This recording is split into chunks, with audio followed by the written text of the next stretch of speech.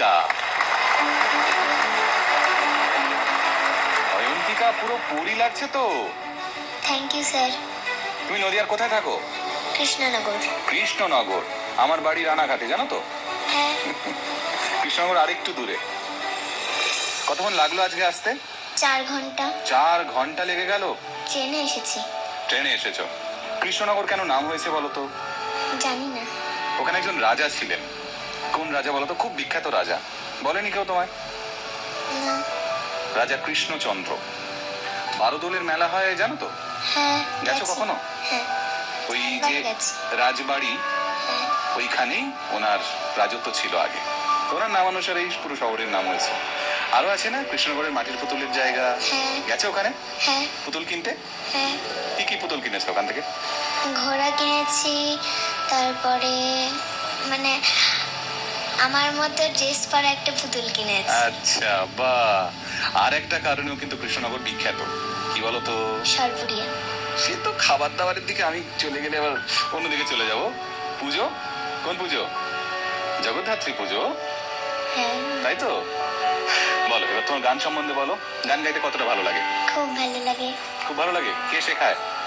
এখন শিখি শ্রদ্ধা উজ্জ্বল প্রামাণিকের কাছে শিখি এবং মাধুরী পালের কাছে শিখি। ওখানেই তোমার বাড়ির কাছে? হ্যাঁ। আচ্ছা, কলকাতায় আসো মাঝে মাঝে? হ্যাঁ, আসি, ঘুরতে কার আসি সাথে? মা বাবার সাথে। কি কি দেখেছো বলো তো কলকাতার?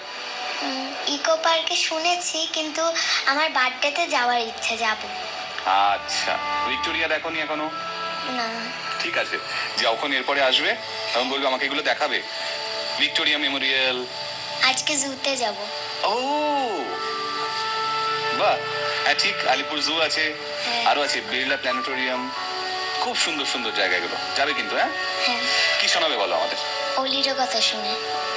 কি মিষ্টি একটা গান, মিষ্টি একটা মেয়ে। All the best. Thank you.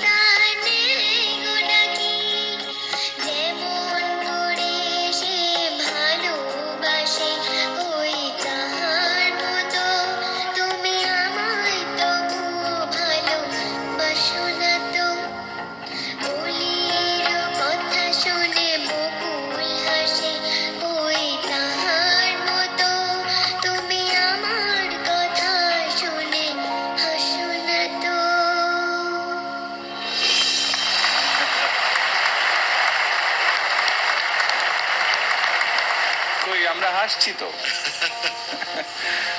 কি বলবো, এত মিষ্টি করে গাইলো, দেখাচ্ছে কই তাহার আঙ্গুল দিদি দেখাচ্ছে। Thank you sir. কমেন্টটা ওরকম ভাবে দিতে হবে তোমাকে। এই তো আরেকটা দারুণ, যেটা আমি খুব মানে দারুণ, মানে ও ট্যাক্টফুলি ম্যানেজ করলো, লাস্ট অন্তত শুটটা একটু চলে গেছিল, হ্যাঁ। কিন্তু আবার ফিরে এলো কিন্তু। হ্যাঁ, হ্যাঁ। এটা দারুণ দারুণ, মানে খুব ট্যাক্টফুলি এই জিনিসটা আমার খুব ভালো লাগলো, ম্যানেজ থ্যাংক ইউ করেছে। স্যার। আর শুধু তুই হাত দিয়ে বলছিস, এবার শুধু মুখটা একটু হেসে আহ, তুই কাছিস অলির কথা শুনে বকুল হাসে হাসে, এরকম করে দেখাচ্ছিস তুই এবার, অলির কথা শুনে বকুল হাসে, হেসে গেলে দেখ জিনিসটাই পাল্টে যাবে পুরো। হ্যাঁ, এটা একটু